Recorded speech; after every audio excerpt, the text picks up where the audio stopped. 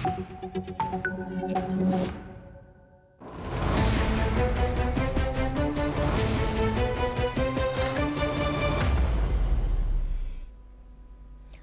and welcome back to NewsX World. I'm Kriti Mehta and you're watching Focal Length, where we get you a briefing on topics from across the world. Now, as conflict and polarization intensify across West Asia, India finds itself walking a diplomatic tightrope, from maintaining parallel relationships with Israel, Iran and the Gulf states to navigating the Israel-Palestine war, BRICS divisions and the US-led initiatives. India's strategy of strategic autonomy is being tested like never before.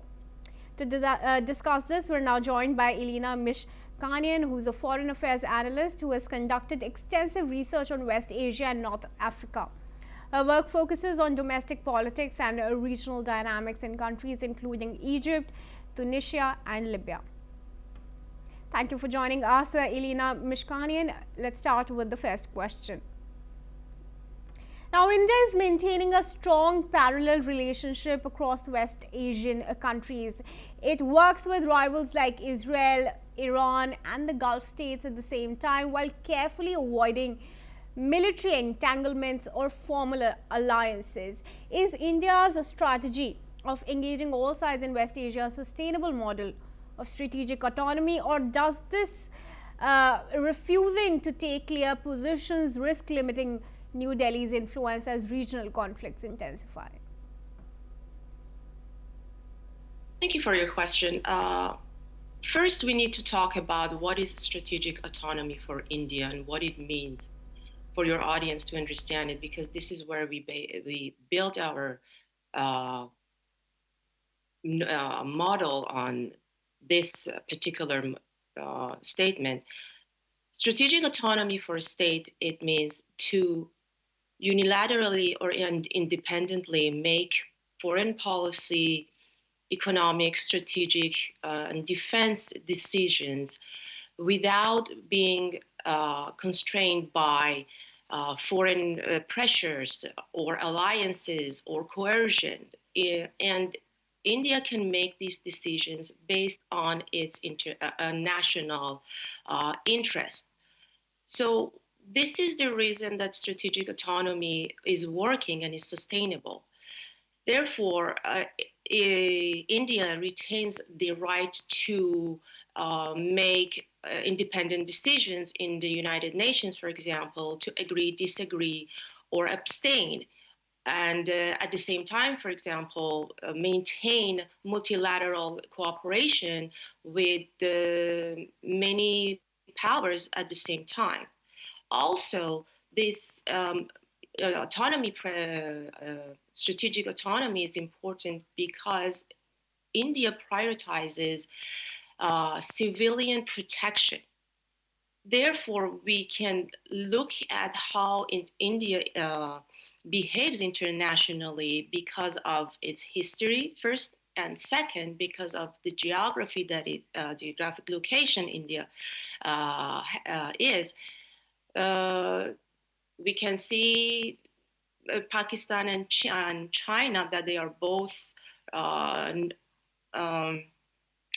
both nuclear armed powers, and unfortunately there is a history with both countries and the tension that sometimes we experience. And also, in order to prove it for your audience, how we can say, yes, it is sustainable, we need to bring more players into this example, such as the relations between the India and the United Arab Emirates, and the UAE, and the relationship with Saudi Arabia. And on top of that, we can bring Pakistan and the relations with Saudi. And now we need to look at how Saudi Arabia looks at these relations between India and UAE in order to see how Saudi Arabia as a Gulf state feels about it.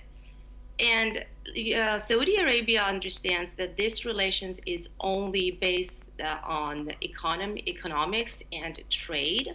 And while Pakistan, for example, provides us different cooperation and different protection that India is not interested in provide.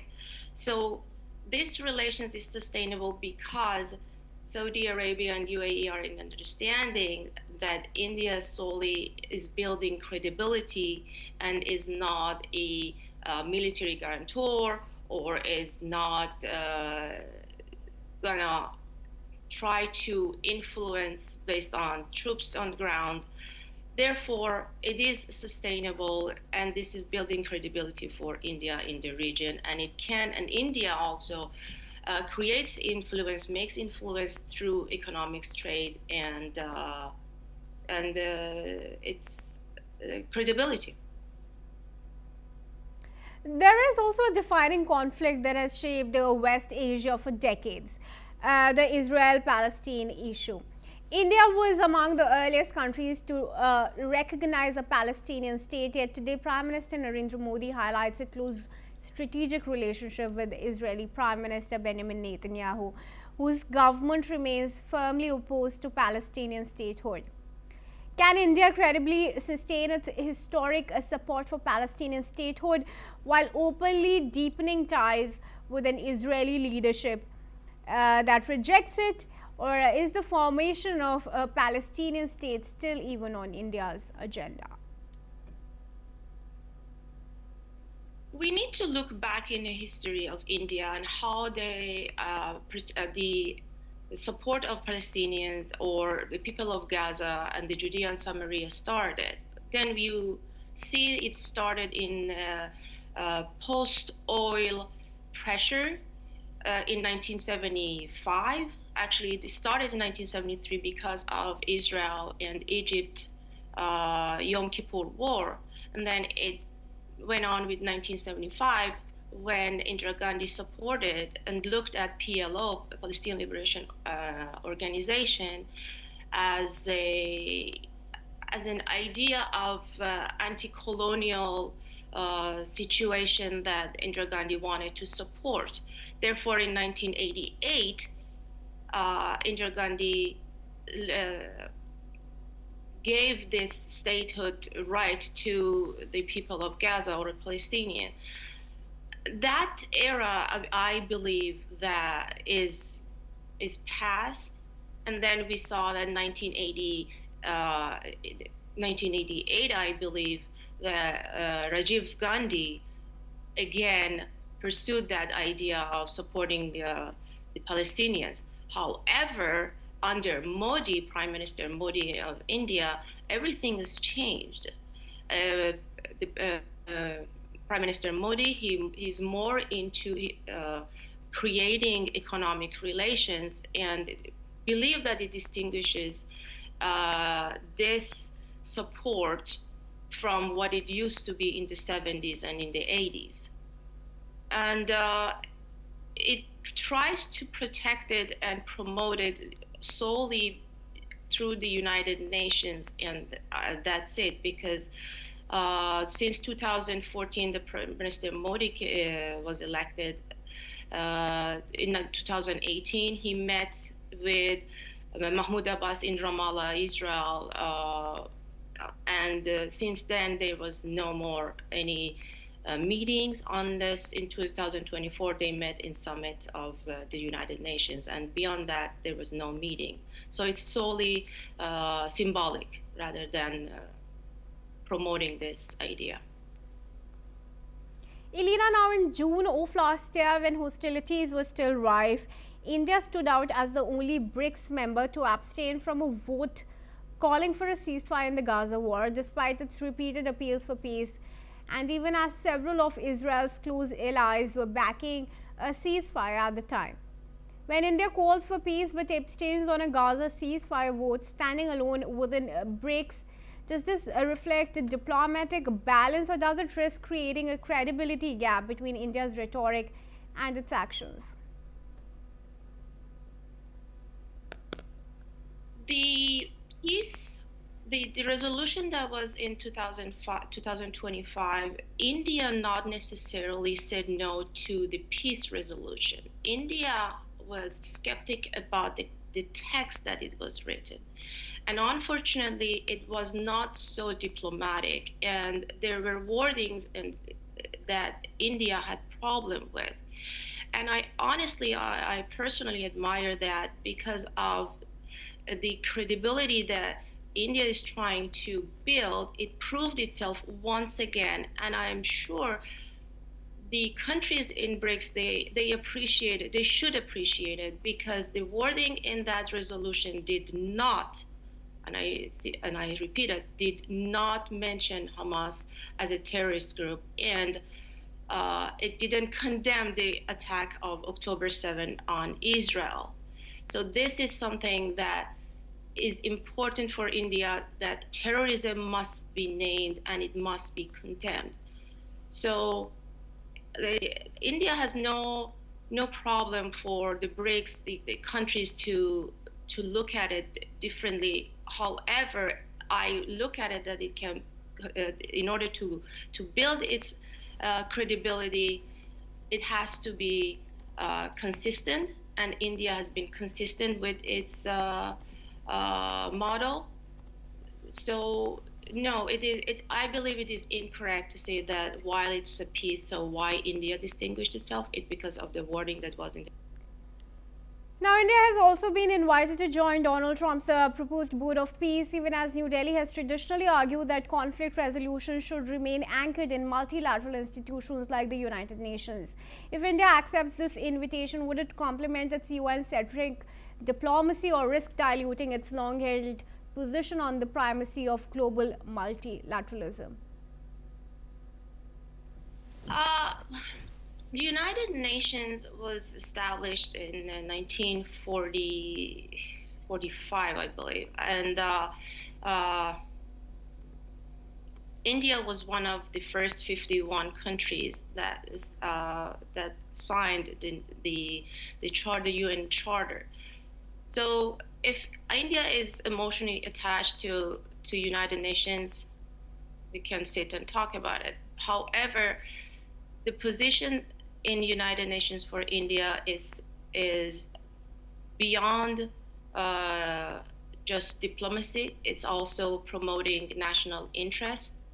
And no, I believe that it would help India to find more partners for example, for India Middle East economics corridor, and it can build more connections in that piece. So I have a hard time to believe that it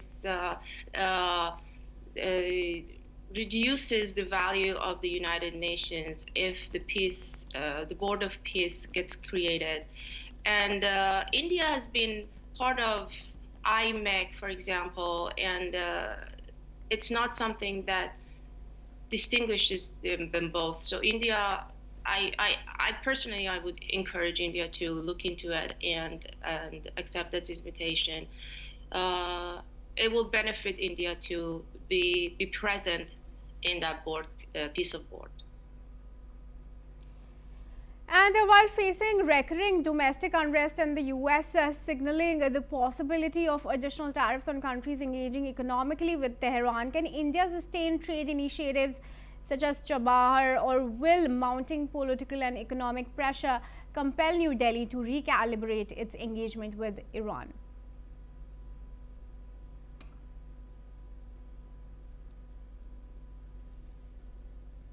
It's a great question, and this is really important. Chabahar for India is very important, and I know that the United States puts these pressures in order to pull back Iran from its decisions. Nevertheless, that sanctions for India because of Iran, it got extended to April 2026. So India has some time to renegotiate with the United States. We need to take into our consideration the previous sanctions that India experienced because of oil trade with Russia. So India cannot tolerate another sanctions because of these kind of trades. However, President Donald Trump, he is a man of negotiations. He admires countries to negotiate, and there are other legal entities that are supporting India to sit around a table and talk through these kind of sanctions, while the president understands the significance of Chabahar for India. I believe that the Prime Minister Modi can sit around a table and renegotiate this, putting everything on table and explain that these things are important, and they have until April. So I'm hopeful for that. All right, then, Elena Mishkanian, thank you very much for joining us and sharing your insights on Focal Length with us. With that, viewers, it's a wrap on this episode of Focal Length. For more international news and updates, stay tuned to NewsX World.